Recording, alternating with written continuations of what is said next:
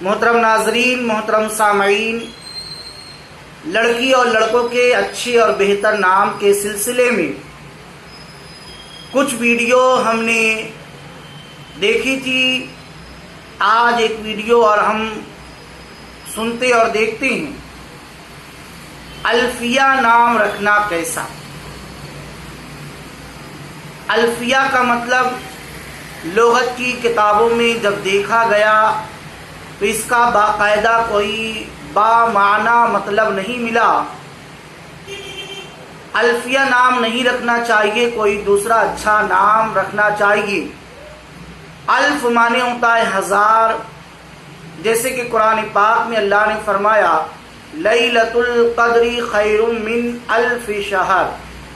شہر معنی مہینہ، الف معنی ہزار، ہزار مہینہ۔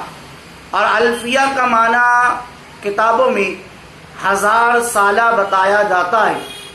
تو یہ کوئی مطلب ایسا نہیں ہے جو انسانی نام میں ہونا چاہیے، بلکہ ایسا نام رکھا جائے لڑکی اور لڑکوں کا کہ بہتر سے بہتر ہو اور اس کا اثر ان کے اندر آئے۔